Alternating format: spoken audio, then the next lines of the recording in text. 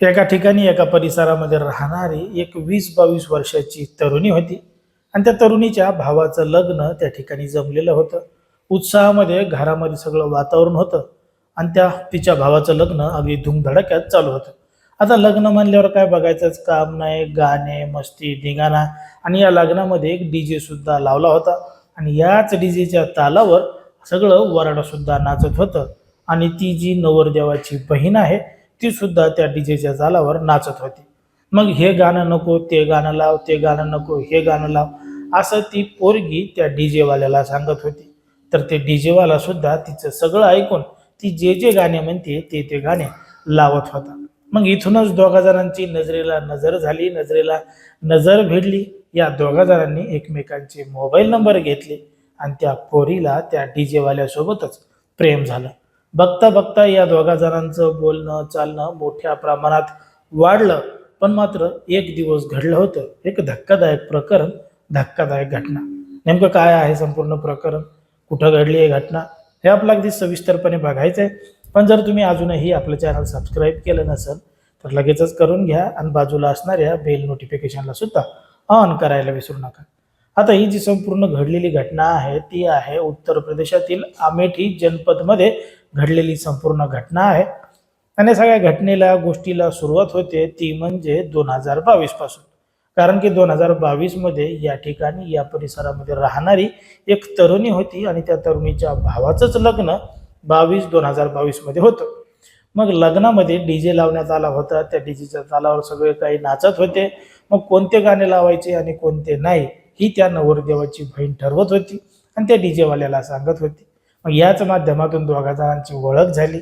ओळखीचं रूपांतर मैत्रीमध्ये झालं आणि तिकडे सगळं वराडा गाण्यावर नाचत असताना या दोघा जणांचं बोलणं चालणं हे मोठ्या प्रमाणात वाढलं. मग बोलणं वाढल्यानंतर यांनी एकमेकांचे मोबाईल नंबर घेतले, लग्न लागलं, सगळं काही सुरळीतपणानं झालं. मग त्या पोरानं हिला मेसेज केला, यानं तिला मेसेज केला. अशा पद्धतीने यांचं फोनवर बोलणं चालणं मोठ्या प्रमाणात सुरू राहिलं. बघता बघता यांच्या प्रेम संबंधाला 3 वर्ष पूर्ण झाले आणि 13 जून 2026 रोजी या दोघा जणांनी थेट घरातून पळून जायचाच निर्णय घेतला. आता त्या पोरानं बोलिल्या म्हणल्यावर ही पोरगी सुद्धा थेट घर सोडून घरातून निघून गेली आणि संध्याकाळ झाली तरी वापस आली नाही. म्हणून घरचे मोठ्या प्रमाणात परेशान झाले. कुठं गेली, काय गेली, मित्र मैत्रिणी, गावात पाहुणे रावळे सगळ्याला विचारलं तरी सुद्धा त्या पोरीचा काहीही तपास लागला. मग अखेर त्यांनी तात्काळ जवळचं पोलीस स्टेशन गाठलं, घडलेलं संपूर्ण प्रकरण सांगितलं आणि पोरगी बेपत्ता झाल्याची तक्रार दाखल केली. मग पोलिसांनी तांत्रिक तपास केला तेव्हा समजलं की ती अशा अशा पोरासोबत पळून गेलेली आहे आणि ते दोघं जण एका ठिकाणी एका परिसरामध्ये राहत आहेत. मग पोलिसांनी त्या दोघांना त्या ठिकाणाहून ताब्यात घेतलं, या ठिकाणी पोलीस ठाण्यामध्ये आणलं, त्यांची कसून चौकशी केली. दोघा जणांची वेगवेगळ्या ठिकाणी नेऊन सुद्धा चौकशी केली. तेव्हा त्या पोरीनं ठामपणानं सांगितलं की तिनं त्या तरुणासोबत लग्न केलेलं आहे आणि ती आता तिच्या नवऱ्यासोबतच राहणार आहे. मग आता असं पोलिसांना सांगितल्यानंतर पोलिसांनी तात्काळ त्या पोरीच्या घरच्यांना बोलवलं, पोराच्या घरच्यांना त्या ठिकाणी बोलवलं आणि काय ते प्रकरण या ठिकाणी मिटवा असं त्या ठिकाणी सांगितलं. आता पोरीच्या घरच्यांनी त्या पोरीला भरपूर विनवण्या केल्या की आमच्यासोबत वापस चल, त्या पोरासोबत राहू नको, असं नको, तसं नको, अनेक समजून सांगण्याचा तिला प्रयत्न केला. पण मात्र तिनं थेटपणानं पोलिसांना सांगितलं की तिला तिच्या नवऱ्यासोबतच राहायचं आहे आणि त्याच्यासोबतच ती जाणार आहे, तिच्या आई वडिलांसोबत जाणार नाही. उद्या जर तिच्या जीवाला बरं वाईट काही झालं तर त्याला जबाबदार तिच्याच घरचे असतील अशी त्यांनी लेखी तक्रार पोलीस ठाण्यामध्ये दिली आणि संरक्षणाची मागणी सुद्धा केली.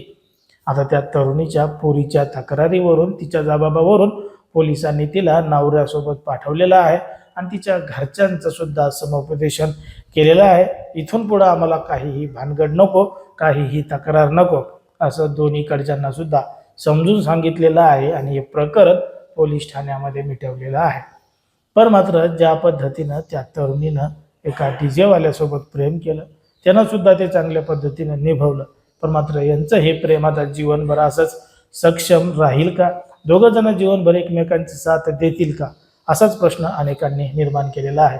आता ज्या पद्धतीने हे संपूर्ण प्रकरण घडलंय त्याच्यावर तुम्हाला काय वाटतं ते तुम्ही अगदी स्पष्टपणे कमेंटमध्ये सांगा.